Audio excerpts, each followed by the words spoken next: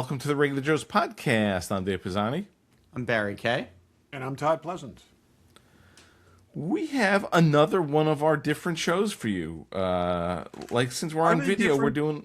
Are they different at this point, Dave? Because I think we've done a lot of these. Well, it's another one of our different ones. It's not just us.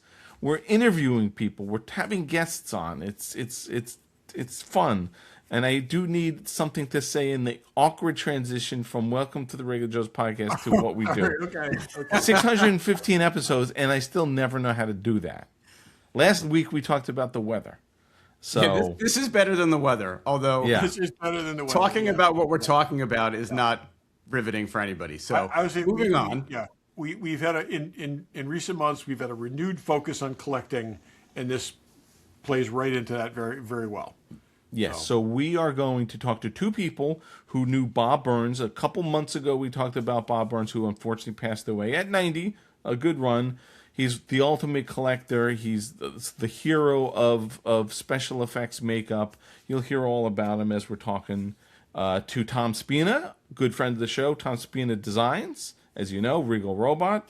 And to John Michlig, an author who Barry knows from the G.I. Joe past. Yeah, I met John 30 years ago, and we've stayed in touch, and he wrote a bunch of books on G.I. Joe, but he also wrote a book about Bob Burns from Bob's Basement. Bob Burns' Basement, which is, I think it's one of those books that anyone who's sort of into this stuff has it. And, in turn, I wouldn't be surprised if, all those makeup guys, I'm sure Rick James. Rick James. No, he was into makeup too, but I think you mean Rick Baker. I think Rick Baker has sort of it on makeup his entirely, shelf. yes. Yeah. But so he wrote that book, and and Tom knew him well, way back probably more than 20 years, and he'll tell how we met, but he's known him very well. It's been over there a lot of times. So. Not only a great collector, a great friend to the industry, a collector of friends, even more so than props, and an archivist, really taking care of things that at a time that when nobody thought the stuff was worth saving, he was saving it. So because he liked the items and he liked the people who made them, and that's we talk about that. You'll hear all about that in a few minutes. Yeah. But before we jump into anything, I can't forget Fanboy Collectibles. They got everything you need, Hot Toys and Sideshow. If you like monsters and sci-fi, you could buy all kinds of stuff from them. They got everything. Pops and Sideshow and Hasbro and all Iron that good Studios stuff. and statues. Props, all kinds of six stuff. figures that I just pre-ordered. Yeah. There you go. So there's plenty of cool stuff. So check them out, fanboycollectibles.com. Check them out at their store in Newtown, Connecticut, and tell them the Regular Joe sent you. And if you're a collector and you have some items that you need to display, but you don't know how to do that, or you need a plaque to go with it, or you need a display case, you can go to From Dave's Workshop. Dave, why don't you? I have merch too, but only for myself and these guys. But if you need a plaque display, check us out. FromDavesWorkshop.com, doing a lot of fun stuff, doing a lot of repeat customers, so that's fun. We talk about with props, there being what we call the mom test, where if you get something that's a little obscure and someone immediately looking at it isn't going to recognize what it is and where it's from, Dave will negotiate that for you. He'll make a lovely plaque. Yeah, we'll figure that out. Exactly if we even have to spell it out. So that your item will get the awe and respect that it deserves. Yeah. Despite the fact that it's otherwise unrecognizable. So. Yes. Like. There's a lot of that. I won't say loud to you guys after. I just always comes to mind. I almost spent a huge amount of money on an internal piece from a rocket from Iron Man that I would have spent the rest of my life explaining what this was to people, because it looked like a metal thimble. Not everybody has a Darth Vader helmet, right? Some people have other things. Yeah, it looked like a metal. That's why we put plaques on things. That's right. That's why we display them in fun ways. When you go to a museum, you don't always know who the artist is, but the little plaque tells you who painted that painting. It's an important part of any display. Yes, exactly. So let us know if you need anything. So without further ado, here is our interview with Tom Spina and John Michlig all about Bob Burns. So we are joined this week with our good friend Tom Spina and old friend of mine and a new friend for all of you, John Michlig. Or is it Michlig or Michlig? Michlig. Michlig. Okay, I got it right the first time. Good. Both of these guys worked with or knew Bob Burns, who is the guy we're talking about this week. Bob was a legendary collector who, started out working in the movie business very early on and had a love for monsters and horror and sci-fi and was really the prototype for the modern day collector. And he passed away in December. And I know we talked about it at the time, but we thought, it would be great to have you guys both come on since Tom knew Bob and was friends with Bob, and John actually wrote a book about Bob. It came from Bob's basement. So we want to talk with you guys just about Bob and how maybe we'll start with. I can't find mine. Now we're book I shaming. can't find his. I can't find my copy. We're book shaming. Ugh. So maybe I'll- let's start with Tom, and then we'll go to John. Like, how did you guys meet Bob, and how did it all start? I think calling him the prototype collector is probably it's pretty good for that one facet. But boy, Bob was so much more. A lot of people call him a historian, and I feel like that's probably the most worthy title. The other thing is. And John, I don't know if it's like this for you, but I always end up saying Bob and Kathy. It's like you almost can't say one without the other. They were both so perfect for each other. They were so similarly minded about this stuff, and they just were both committed to saving and sharing all of this history. I got to meet Bob early 2000s. It was probably right around the time, I don't know when this wonderful book, by the way, if anybody doesn't have it, grab it. It's like a must-have. If you're a collector, if you're a fan of old movies of monsters, or good stories.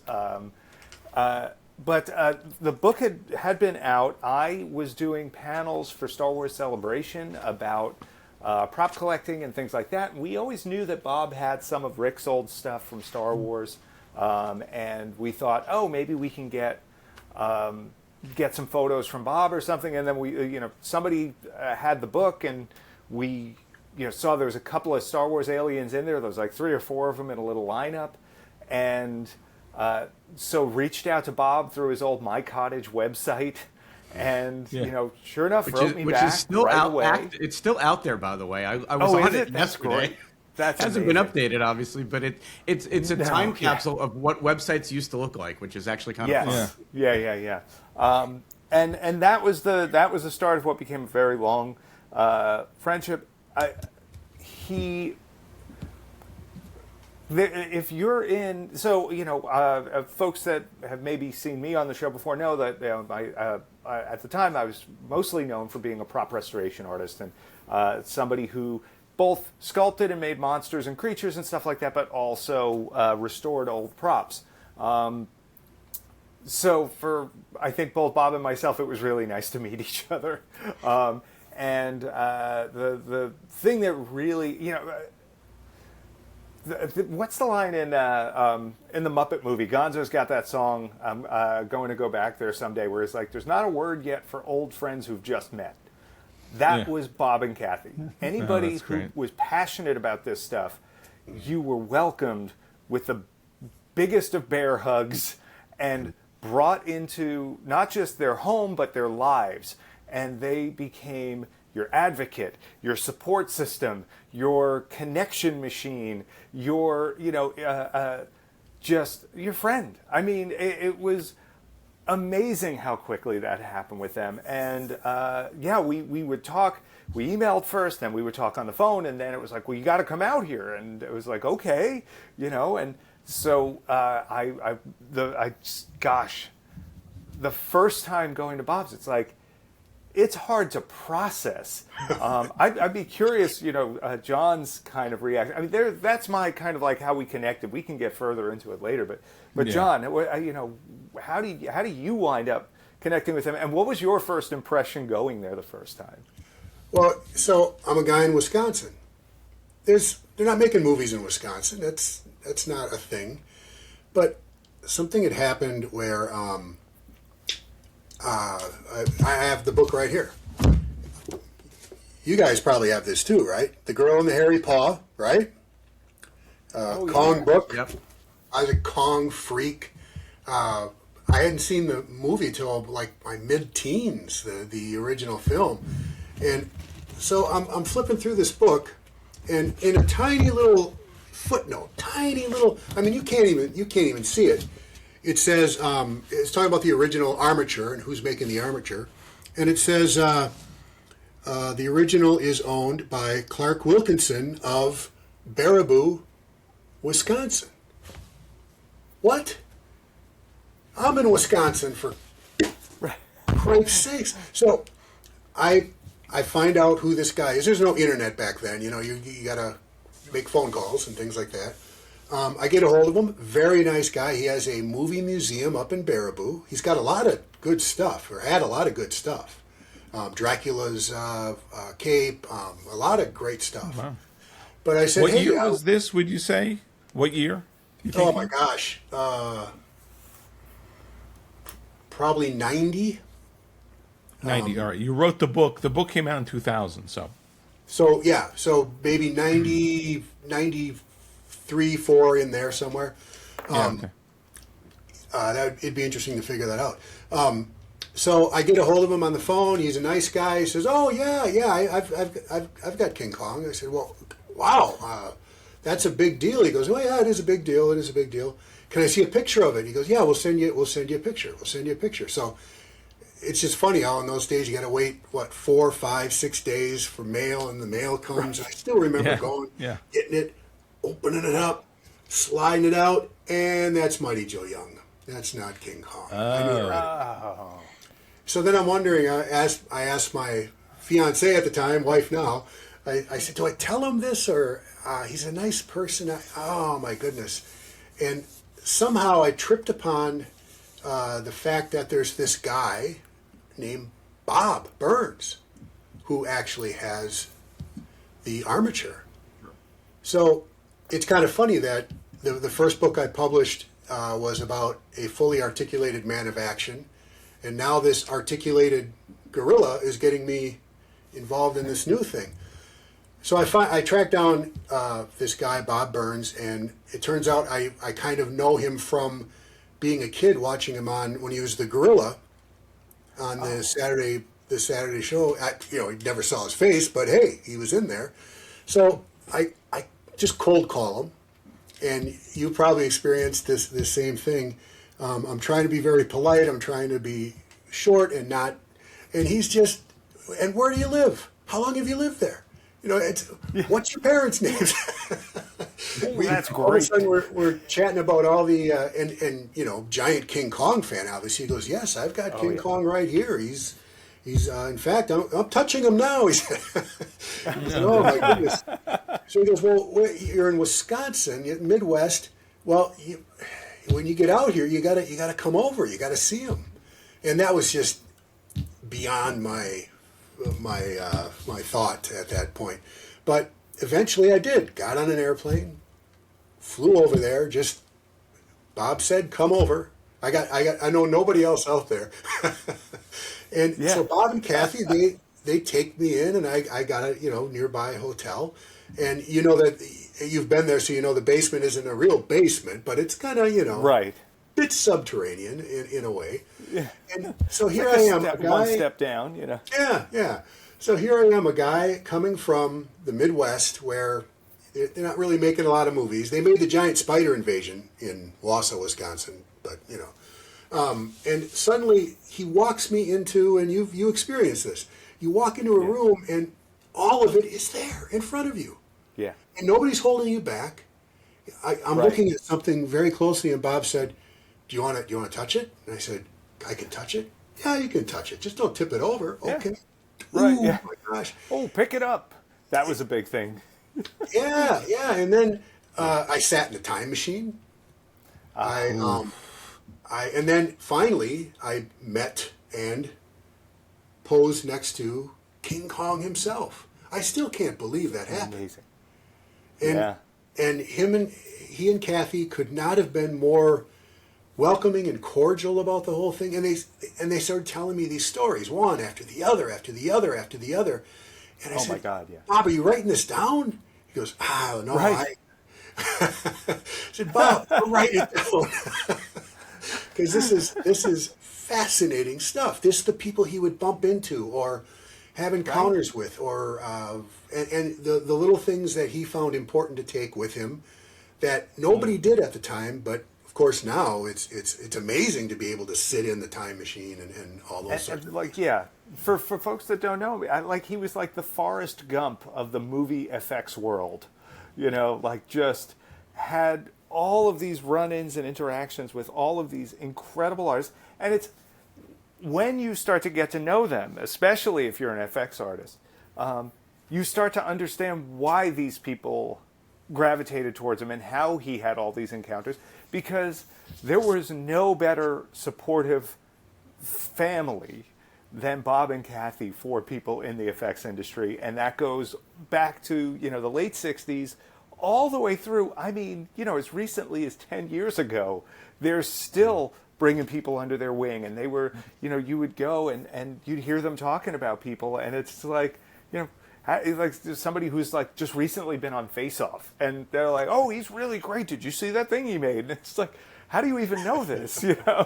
But yeah, and for folks that do pick up the book, when you go through the whole section on Bob's Halloween shows, I don't know how chronological do you guys want to be with kind of I mean, this to me, we could go all over the place. Yeah, we can jump around. Okay. There's no structure. I still have my original Star log when I first read about Bob. This is 1980.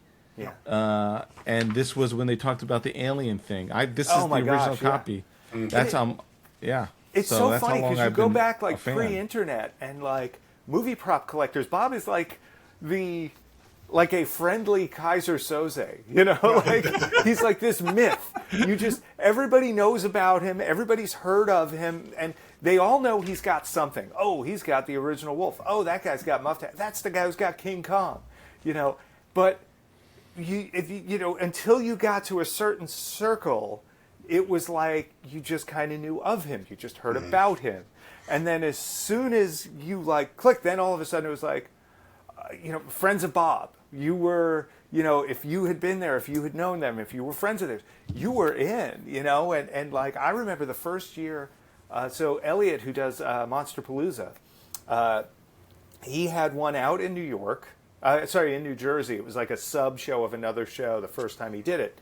And that went great. It was a lot of fun. And I knew a lot of the people there. They were all like kind of the New York side of the mask making community. And we were all slinging rubber and plaster in our basements making rubber monsters, So we all knew each other. We all were aware of each other.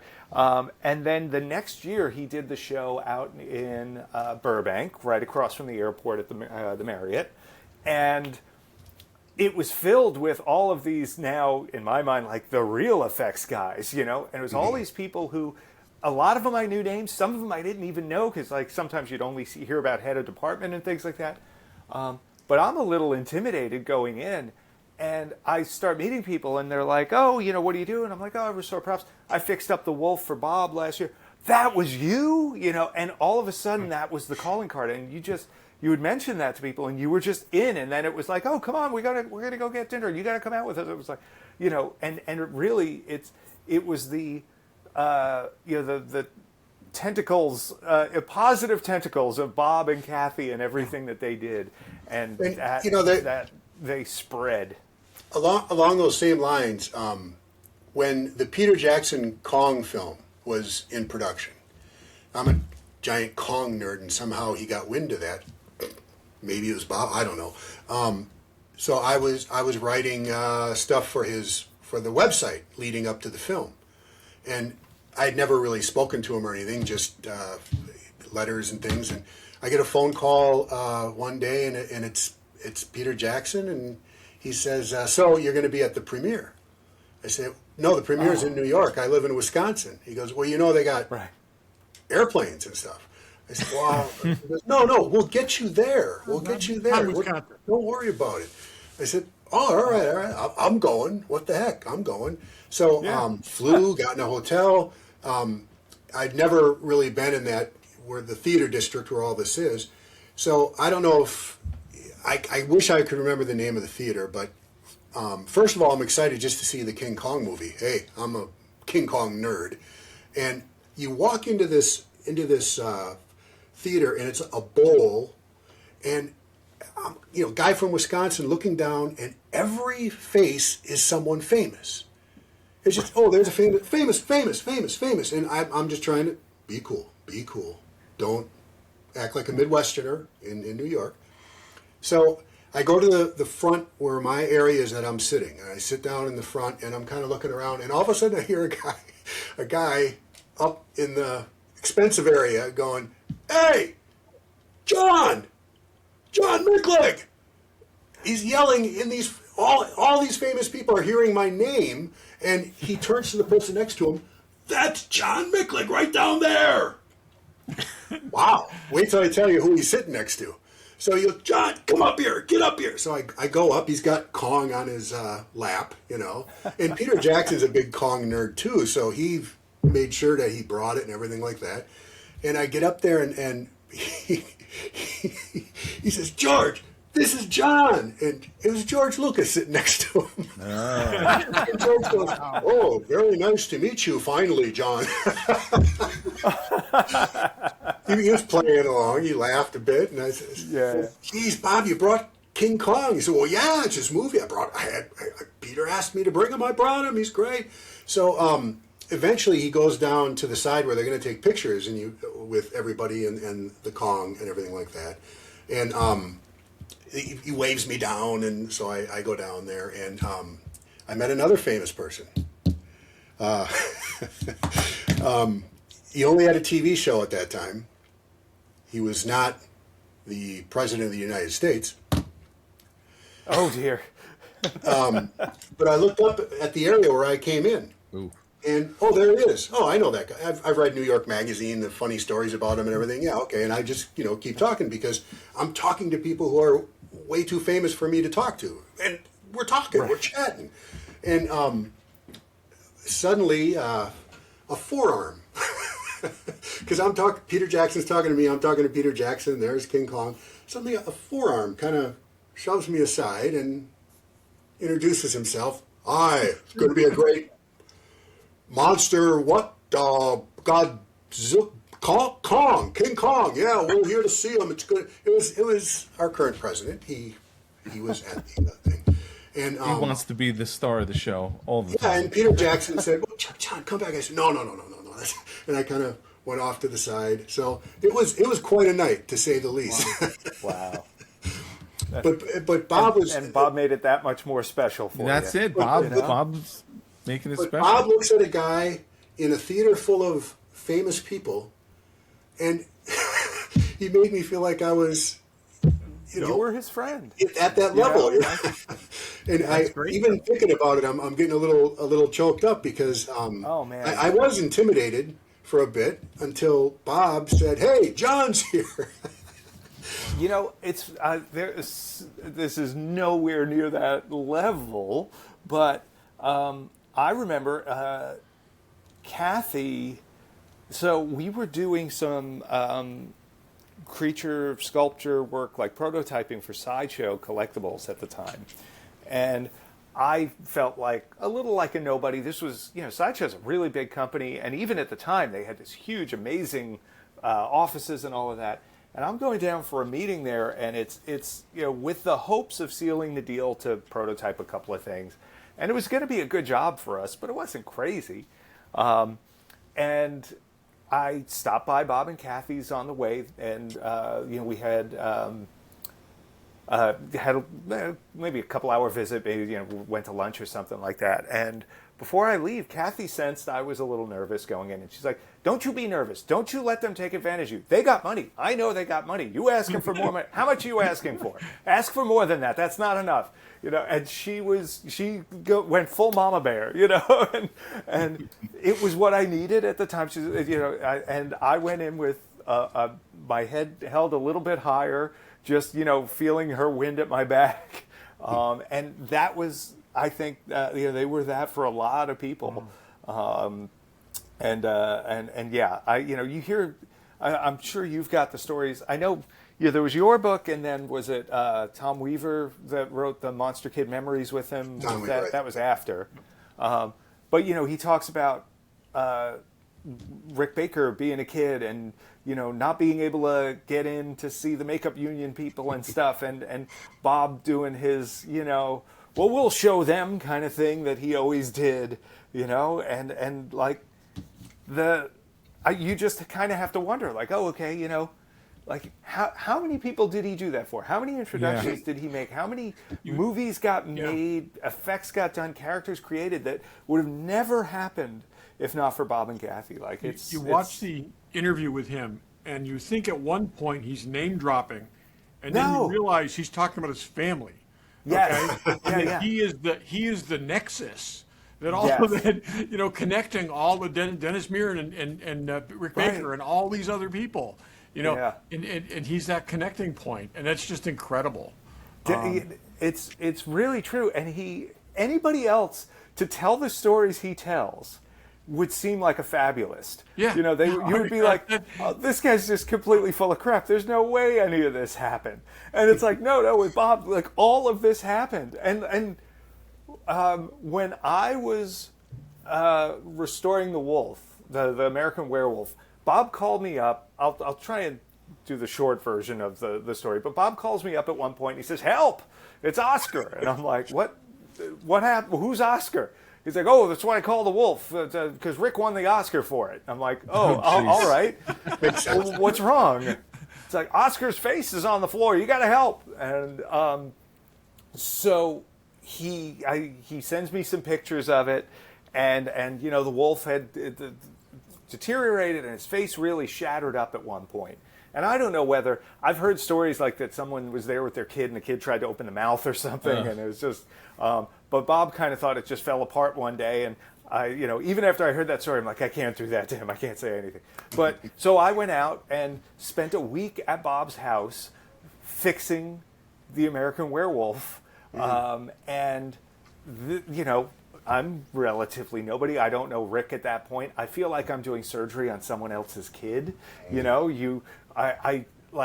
my head, all I'm thinking is, I'm going to do this, and I'm going to think it looks good, and then I'm going to hear Rick Baker thinks I ruined his, Oscar-winning movie prop.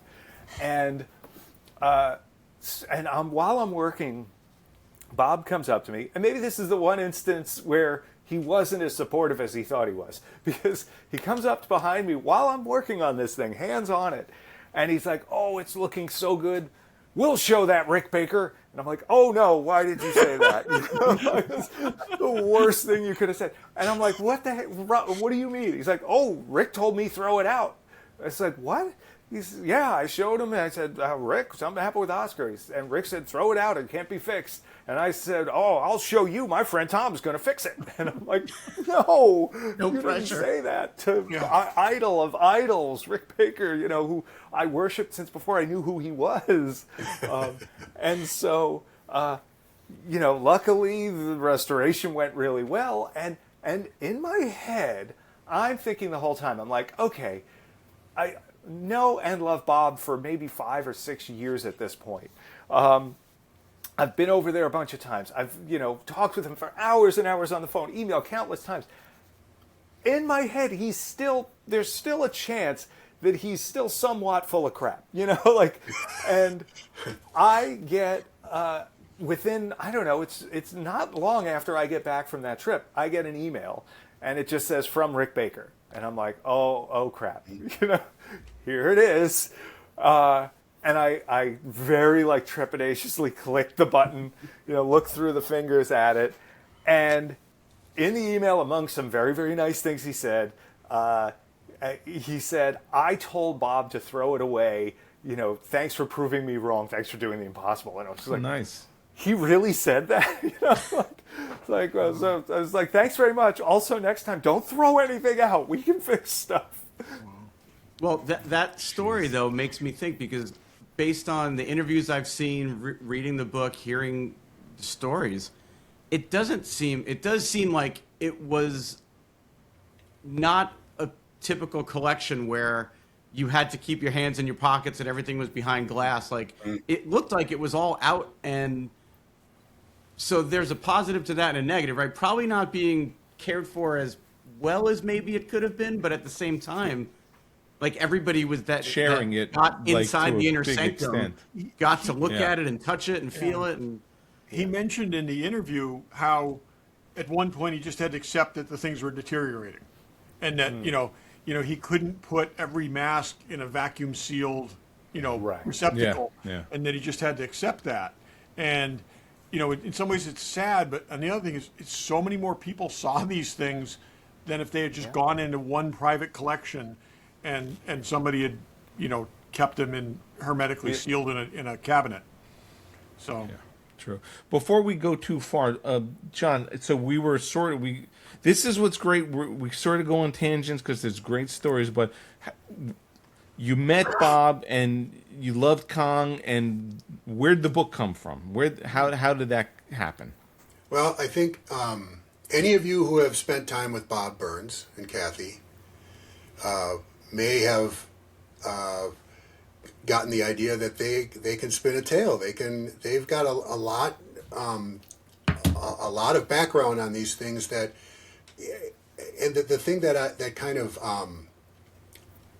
kind of pushed me to do this was I said, Bob, you're a great storyteller. These are great stories. Are you writing these things down? And he said, "Oh, I'm that's not what I do," and all that stuff. And I said, if I just brought a tape recorder when we sit here and we have a soda and we talk, my gosh, I would have this wonderful tale to tell about how King Kong was created and how this happened and how this happened.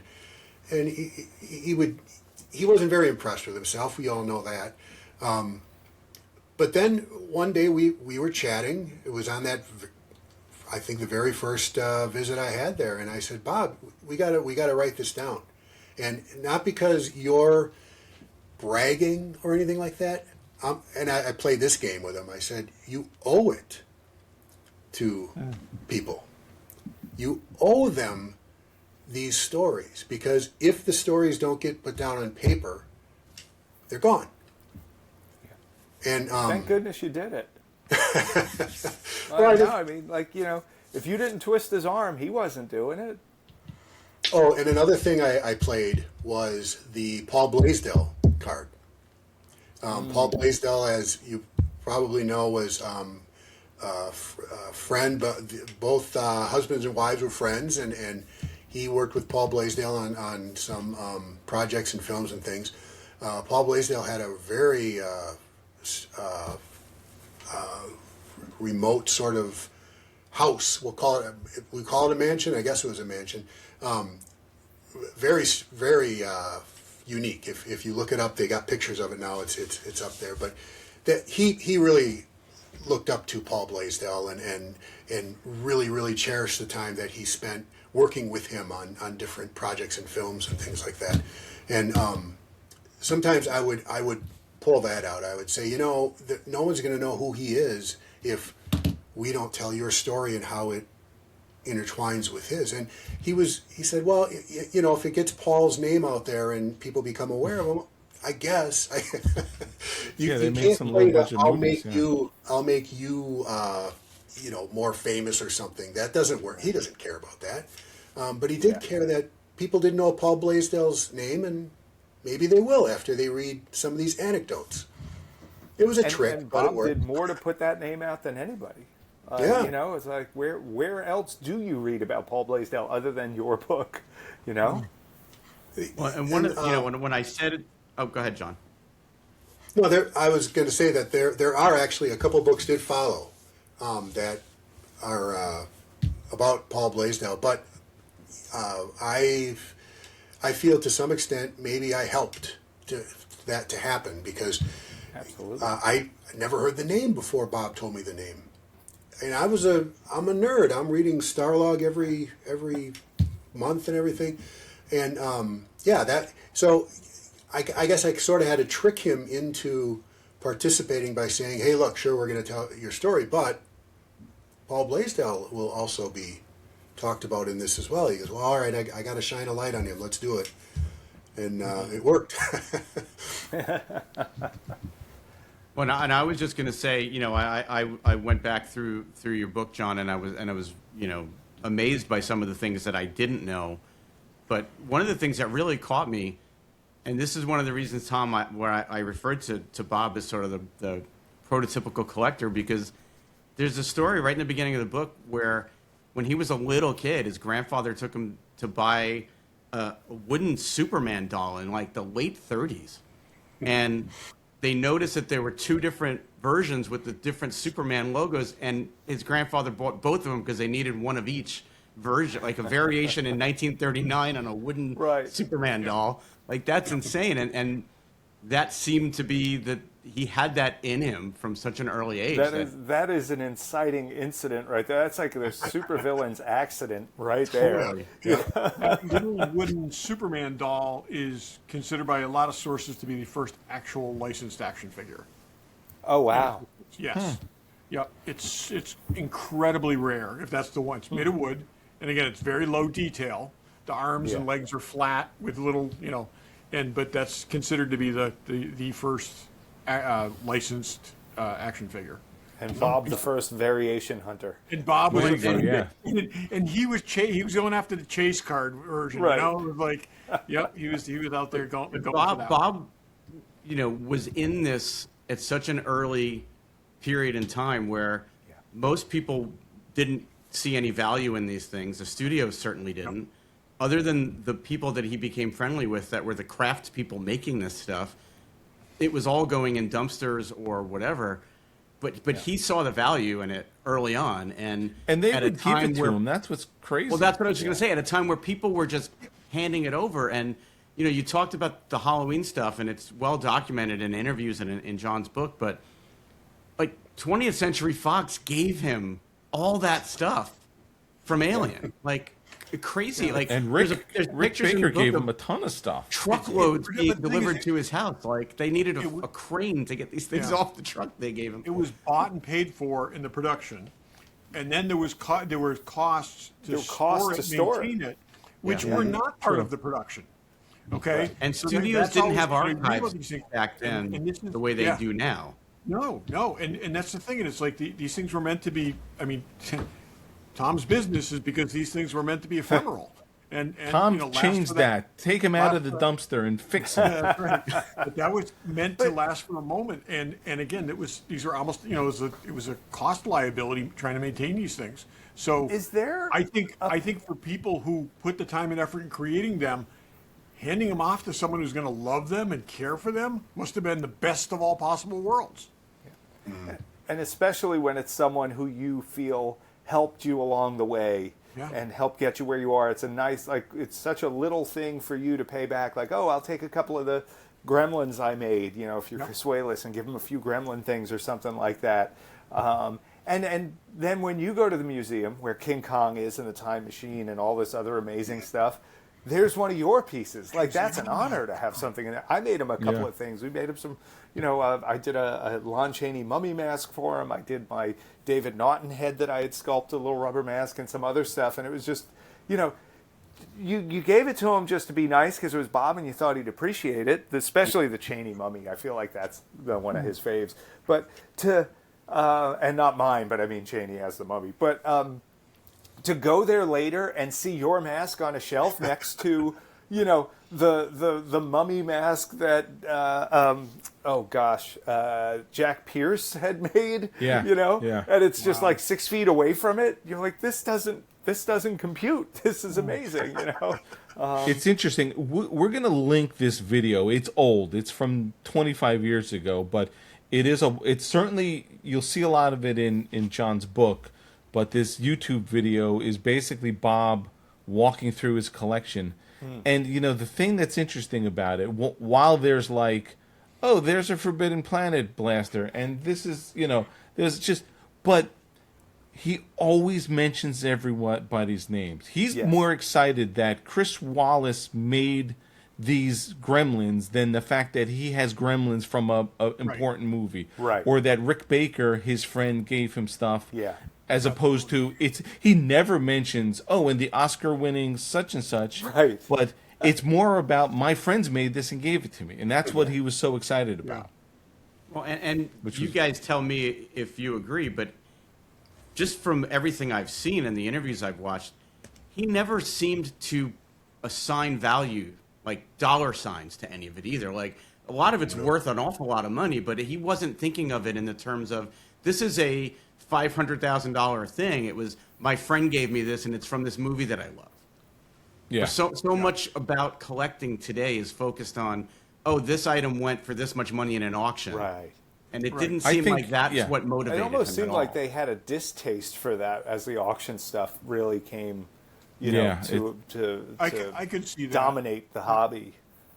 Yeah, because he I never wonder- mentions. I mean, it is for the. I mean, I know I don't really collect for value, but you know, there's a ton of collectors who do. But you love the stuff, or you love the person who made the stuff, and that's what's, you know, to me that's a pure collector. Yeah, I think. he talked about being outbid on the time machine, and saying at that point he didn't, when it went above what he could pay, he didn't want to know what it went for.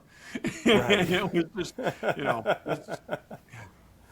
You know, what I'm wondering is that, you know, he didn't assign that kind of value to the stuff. You guys, like, that is 100% in line with my take on it. But not for me, but I'm like, I believe that's how he felt. But I think, you know, the fact that so much of it was given to him, the fact that so much of it was saved, you know, stuff that was getting thrown away, or, you know, the fact the studio dropped off 4 truckloads of alien stuff. Yeah. Does that contribute maybe to why he's so open to let people pick stuff up and handle things? Because he's not thinking about the value of it. He's not a guy who paid $8 million for something in an auction so it's in a locked case and no one can breathe on it. It's, oh, my friend Chris made that. Come on, here, pick it up, you know? Because I can't tell you the number of times, like, it's like, oh, you know, these are Glenn Strange's original boots from Abbott and Costello Meet Frankenstein. And then he starts telling you about how he wore them on the tours. And then he starts telling you all the stories about how, you know, just the spook shows and things that Glenn Strange would wear them at and the things that would go wrong. And, I mean, that's all amazing. And while he's doing it, he's pulling it off the shelf. And he's like, here, take a picture with it, you know. And somewhere there's a picture of me. I think I'm wearing like a Bob Ross shirt. And I'm just holding this giant boot with this giant, like, goofy grin on my face, because I mean, to be holding something from the Universal Monsters, you know, and the Wolfman Cane was another one, but like, and I always loved Glenn Strange's take on the monster. I always loved the later Frankensteins, the House of Frankenstein, House of Dracula, Abbott and Costello, the you know, the gang movies. They're just fun. They're not the best movies, but to me they're the most fun. And just having that in your hands and having Bob tell you all this history behind it, it was amazing. And you're not going to get that just seeing it in a museum. You're not going to get that seeing it under glass. Yeah, true. Well, and the people that he was friends with, who he met them early enough in their careers that even as they became sort of legends in Hollywood, they still stayed, you know, friends with Bob, and they were still available to him when he wanted to put on a show or you know, whatever it was. Like, Dennis Muren does the forward in John's book, and, you know, by that point, Dennis had 8 Oscars. But, you know, he cared enough about Bob that he wanted, and it's, you know, what he wrote is heartfelt and really, really great. And I think that was probably the same with a lot of those people who, you know, he met when they were young, and they went on to have, you know, illustrious careers, but they never forgot Bob. Absolutely. And those Halloween shows are definitely another giving back. I mean, you know, it was for people showing up basically to trick or treat, and It's certainly. I mean, the first one I knew about was Yes, Tom. was I guess the alien one from Starlog when I was whatever 15, and that's a ton of work to do for trick or treaters. But it's amazing that they all did it. Yeah. Does your cat actually put his paw in the thing to look out the blind? I just saw him do that. It's a she. She's figuring it out. Yeah. Oh, Yeah. that's awesome. Sorry. Yeah, except now I'm pretty sure a couple of those things are just going to be Rocket permanently does that the way same after thing. a He's little got, he's while. got his bent spot that he just, So Yeah, Sorry. she's always picking the same spot, so it's Yep. like they're just starting to. She's just slowly working her way through it. It's fine. She's a good cat. you got to think too for somebody who's coming up in that field, knowing Bob, he's got a reference library. Oh, yeah. I mean, it's like you can see how it's you can't watch a film and see how something is made. Okay.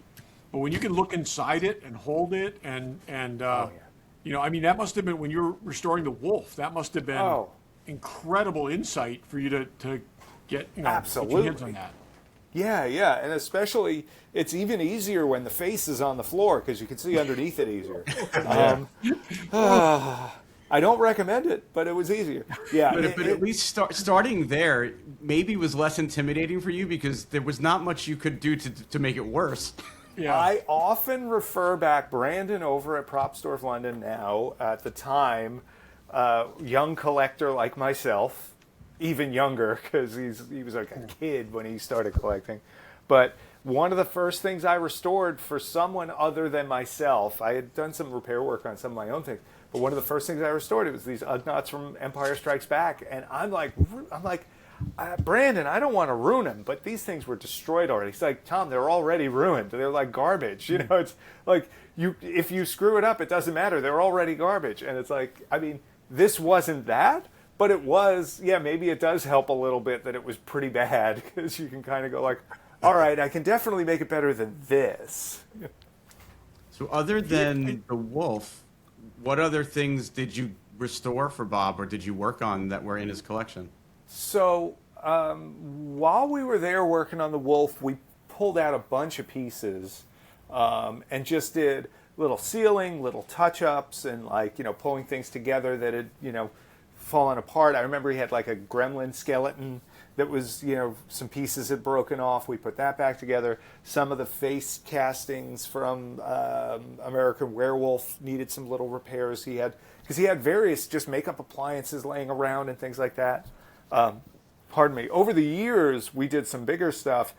We conservation mounted a few of the Star Wars Cantina aliens for him. We did some light restoration on some of those.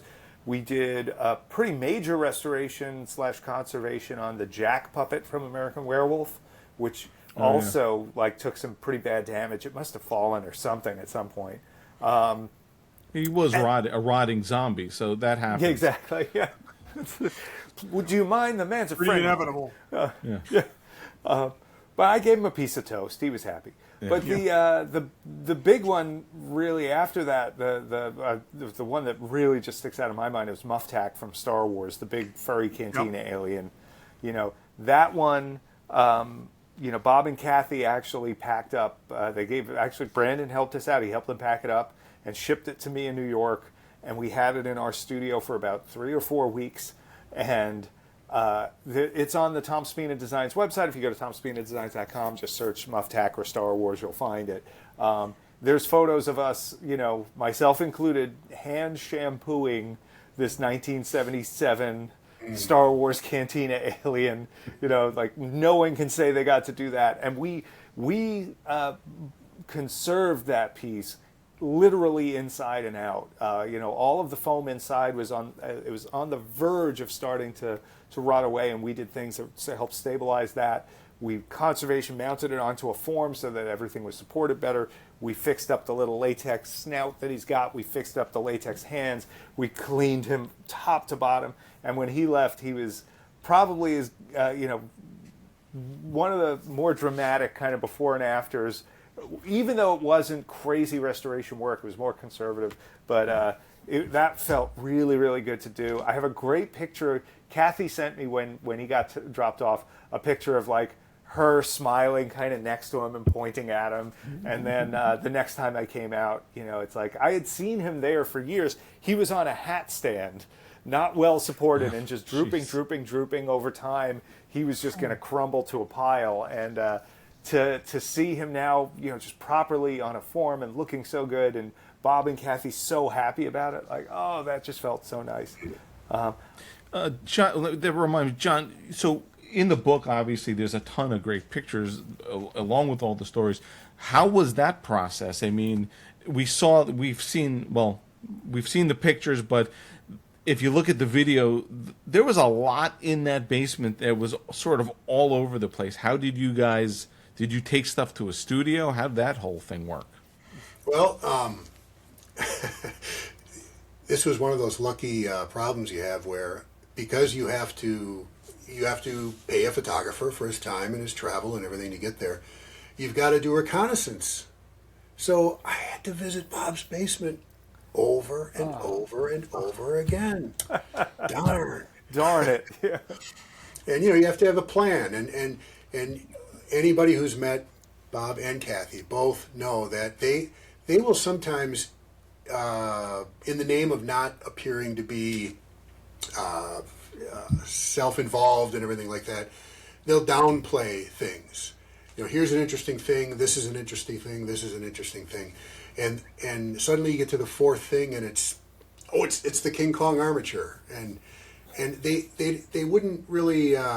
There are obviously some things that they put on bigger pedestals and everything, but the craft of everything was equally appreciated, and I think anybody who's worked with Bob on different things may have also had this experience where you've looked at him and you said, "That's the time machine."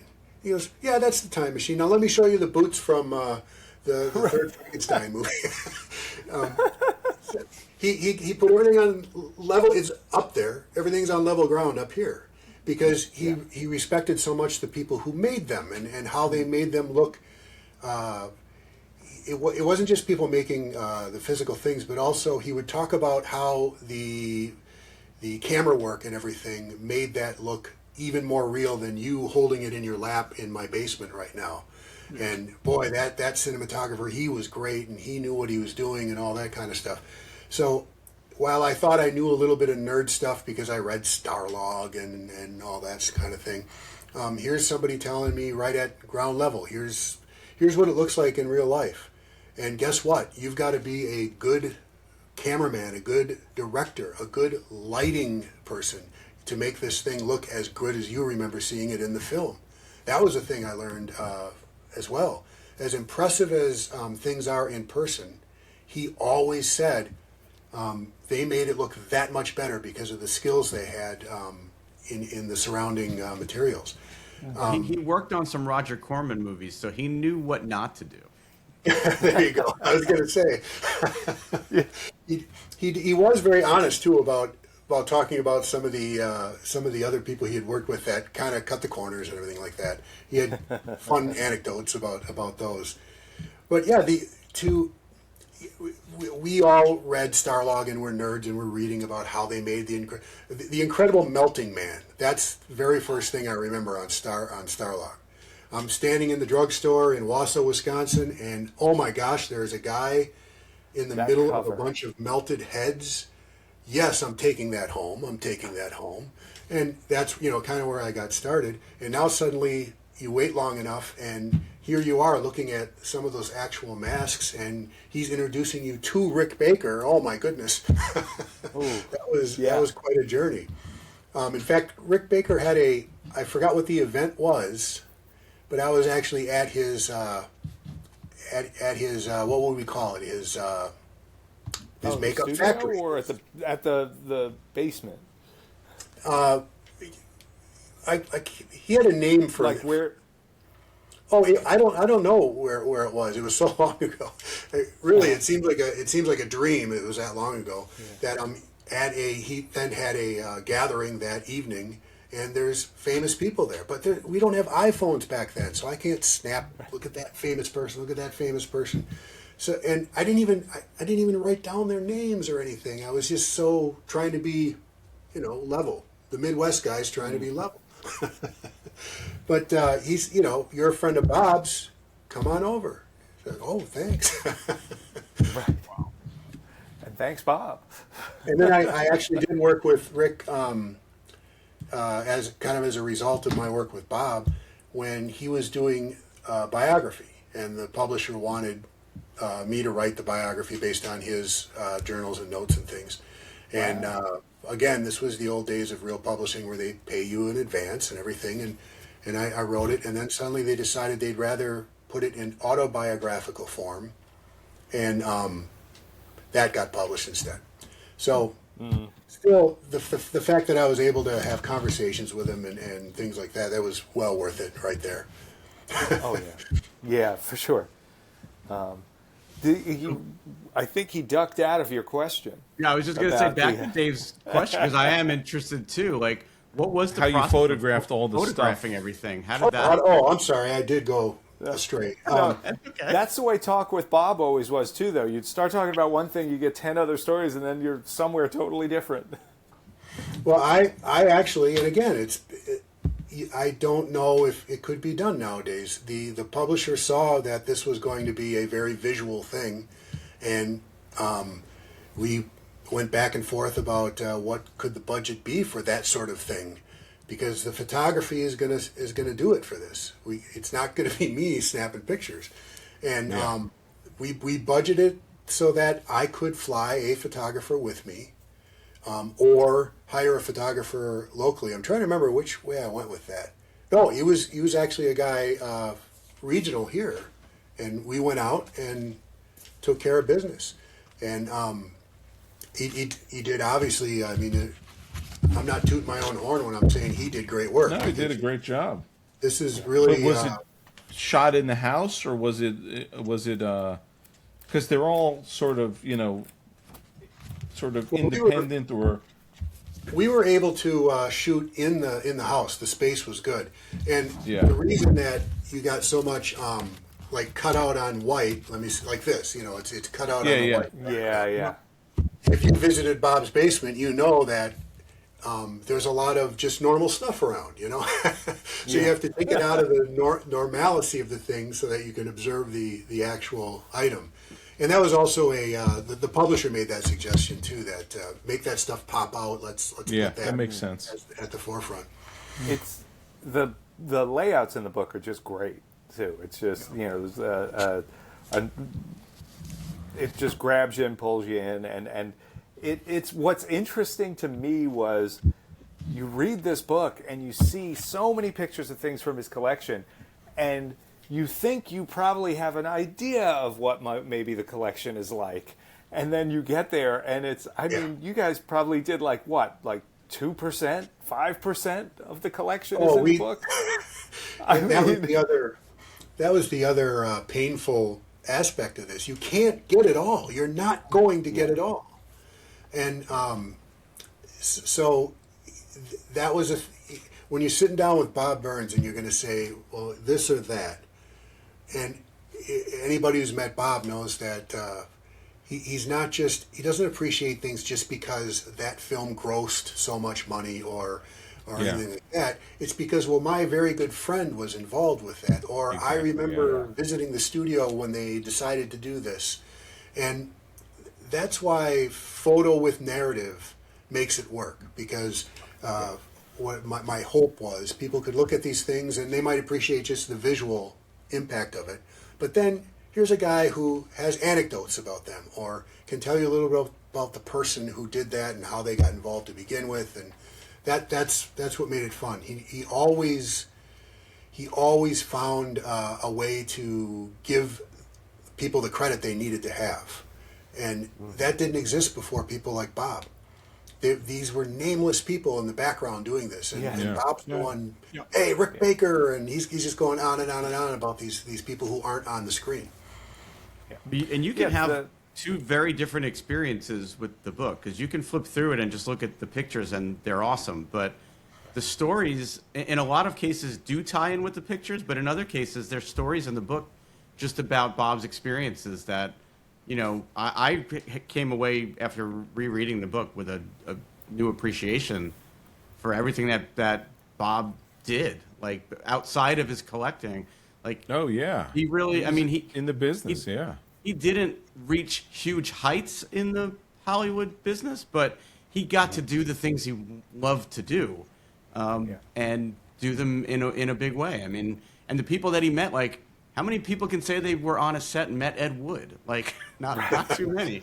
Oh my God! Like, just crazy stories in the book that he was on the set of I Love Lucy, and being directed by Lucy. That range. Ed Wood and then Desi Arnaz and Lucy. That's a wide spread, but he was equally welcome in the whole spectrum, and that makes for great stories, because I have talked to other people who have some level of fame, and they do exist on a certain level. They don't know what's going on here or here, but he had perspective, and that was always fun to participate in.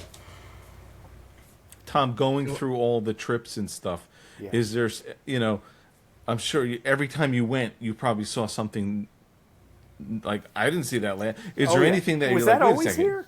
Like or is there anything that's really shocked you, or like you're like, oh my God, no one, he didn't even tell me about this, yet here is, I don't know, what is it? I'm putting you on the spot. No, oh gosh. I could pull favorites of stuff I saw at Bob's place, like just, all night long.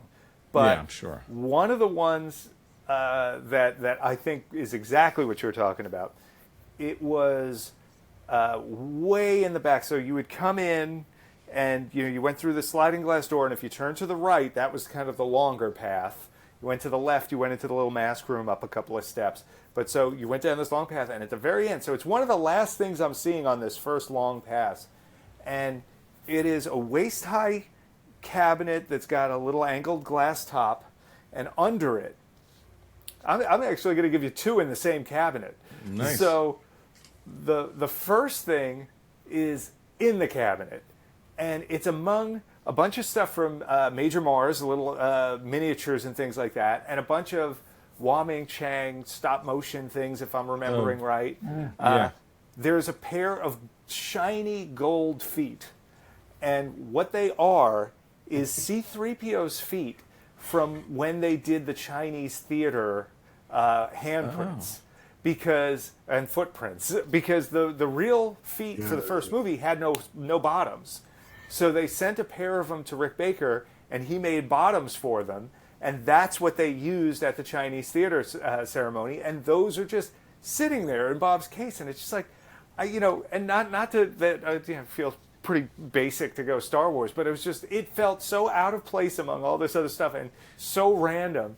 It's in this video. Totally did that.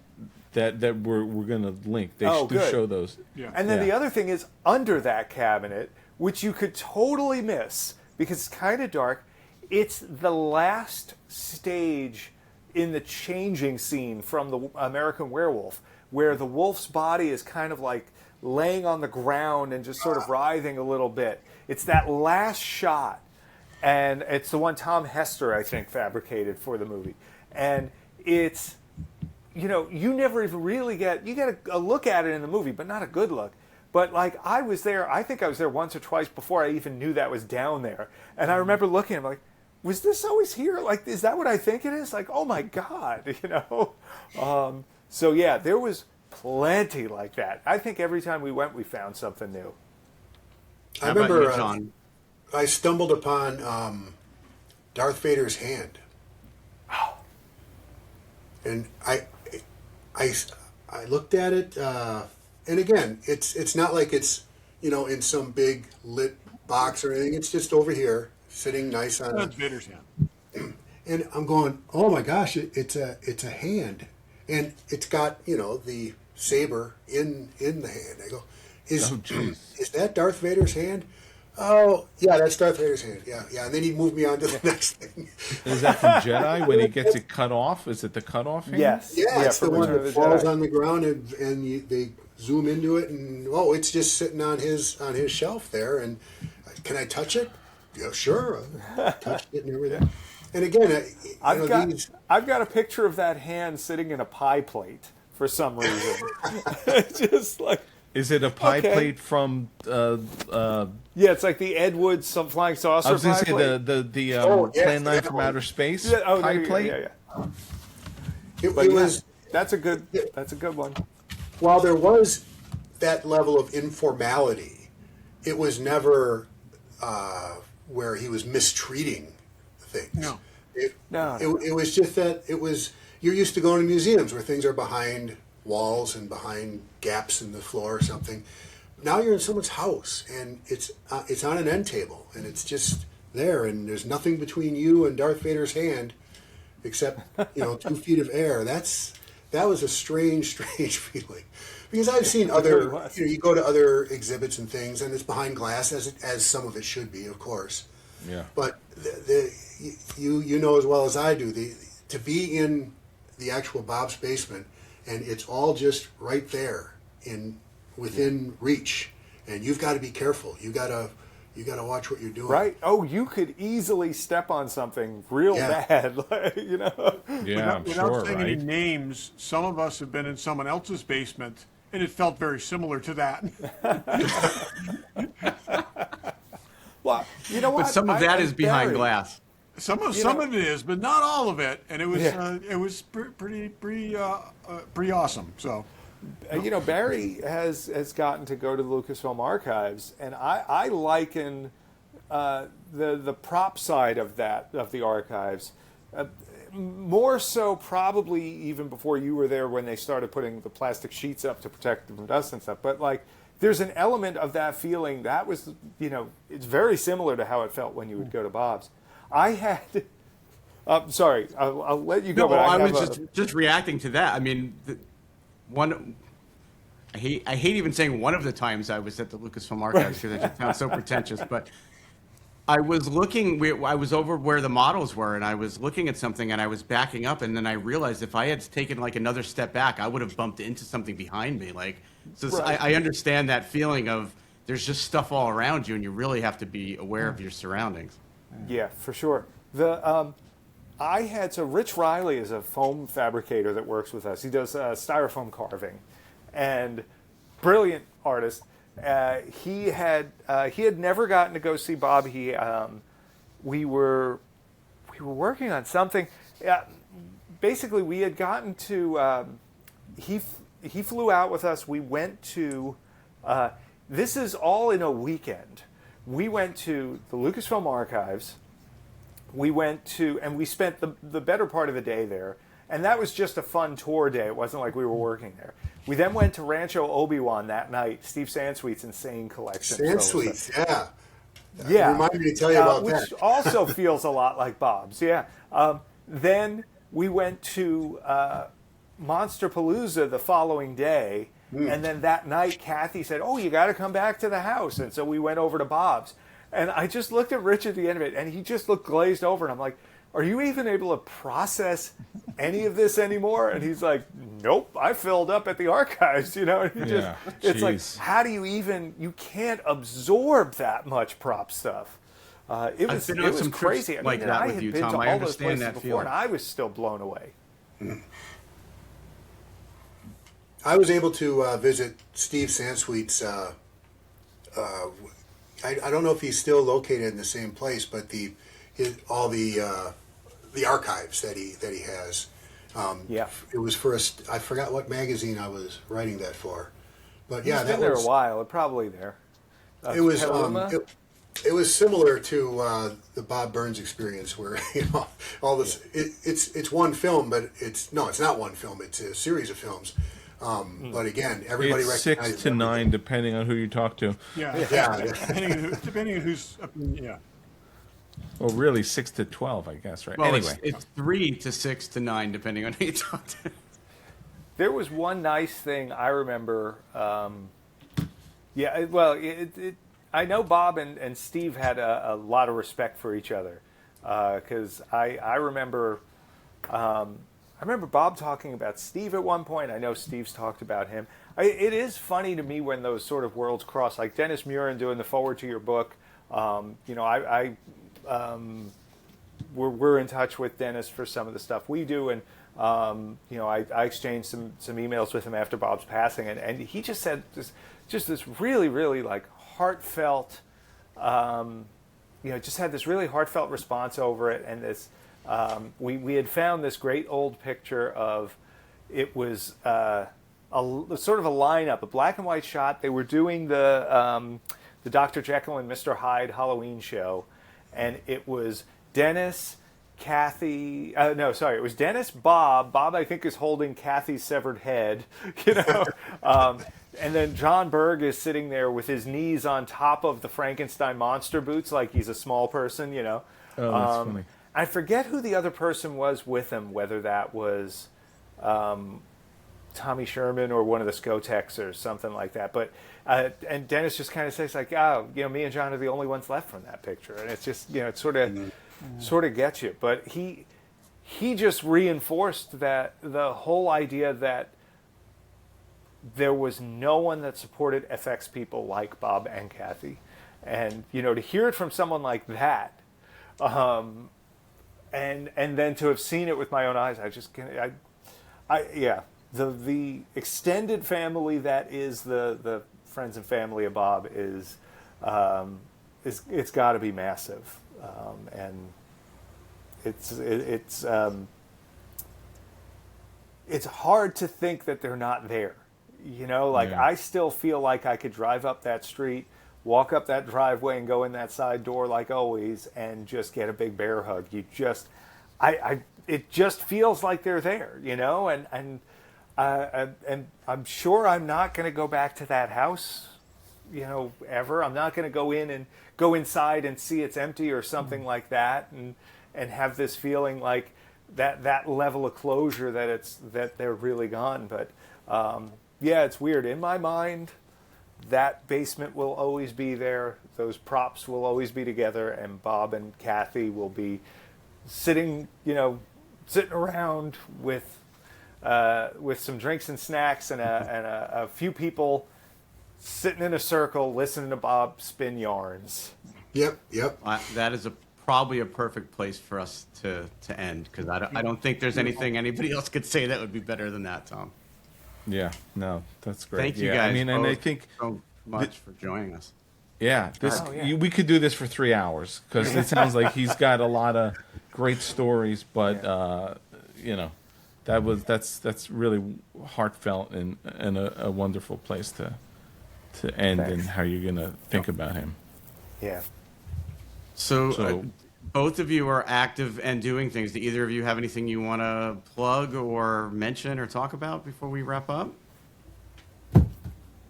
You go first. Is there something you can't talk about, Tom? Tell us all the stuff you're not allowed to talk about, Tom. I have plenty I can talk about. But I can't say it. Yeah, I'm sure I could do something. Anybody who wants to find out the stuff we're doing, go to TomSpinaDesigns.com, RegalRobot.com, or at TomSpinaDesigns, at RegalRobot, everywhere. Follow us, like us. There's tons of fun stuff. If you like movie stuff, you'll like what we're doing. And if you like monsters and things like that, Regal Robot puts out a lot of cool limited edition, scanned from the original stuff at the Lucasfilm archives where Barry helped, so the collectors can bring home a piece of the archives and have something in their collection you didn't think you were ever going to be able to get. So, and if you happen to have old movie props you need fixing up, guys, you've got some products that you're releasing now that are based on some of the masters of special effects, right? Oh, that's right. Yeah, that's true too. We started this bronze bust line that's called Regal Icons, and it's we started it with Star Wars characters with Grand Moff Tarkin and Princess Leia. We then did the melting tote from Indiana Jones, and our whole goal with this line was to make it more than just a basic IP. So now we've got the icons of special effects with visionary stop-motion artists and friend of ours, Phil Tippett. And now we've just released the Tom Savini one, who was another huge influence on me growing up. And we have a lot of others in the works. So, maybe that's a little something Bob gave us. Remember the guys behind the screen and celebrate them. They're the real stars of the movie. they definitely are the stars for me, and I hope that maybe our line opens somebody's eyes to what they did and how they helped shape the films they love, and you know, and in turn their lives. Yeah. True. Nice. Very nice. John, how about you? Well, I've been popping some stuff out with Anthony Taylor edited this book right here. It's a bunch of writers put together. I can't pronounce it. Cinefilmania. I didn't name it, but I'm in there, and there's a lot of other great stuff by other writers. Anthony Taylor also did Classic Monsters, and I've got about 3 pieces in here. Oh, great. And then one of the things that is started in here, and I'm going to expand upon it, I think, in maybe book form, is a book about the making of and the fate of the very first Frankenstein film. And you guys got to be nerds enough to know what we call that one, right? Oh, wow. Edison's Frankenstein. The Edison? The Edison Frankenstein. So it turns out me Wow. here. That one. Wow. So it turns out that me here in Wisconsin, I can look out my window right there, and about 7 miles in that direction, that's where the last print of Edison's Frankenstein was located and salvaged. So it's Milwaukee. Oh, really? And yeah, I've been the guy who had it for so many years was a bit eccentric, and I remember walking around in downtown Milwaukee one evening, and I was going to travel home to see my parents 3 hours away the next day, so that is why I couldn't actually act upon this. There's a sign up on a telephone pole downtown that says Edison Studio Frankenstein screening tomorrow night at the Grand Theater. What? Well, I got to leave town. I got to go. So here in Milwaukee, people were watching this thing, and around the country and the world, people are looking for this thing, and It's a lost. Oh, that's amazing.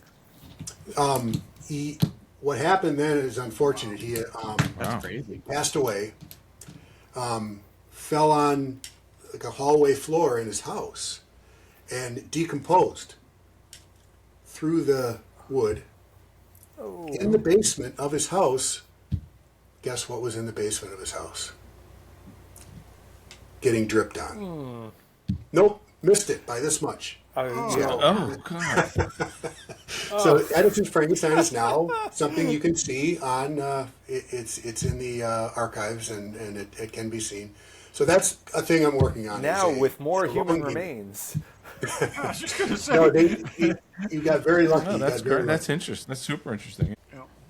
Well, thanks for having me. It was a great, awesome. great time, great Thanks, Tom. conversation, and I'm going to reread my book now. There you go. Me too. Thank you so much. Yeah, thanks, John. Thanks, very, Tom. very nice to meet you, John. Put a face to You the as name well, and you as well. hear you talk. It's I absolutely love the book. Oh, thank you very much. Thank you. All right, that was great. Love talking to those guys. We could talk to them forever, as we said, but it's been fun talking to different people about their collections and different things, and we're going to do more of that. So, Absolutely. for sure. Great. But it's late. And Yes, it is late here on the edit East that. Coast. It so- is late. So, without further ado, thanks for listening. And thanks for watching. thanks for listening and/or watching.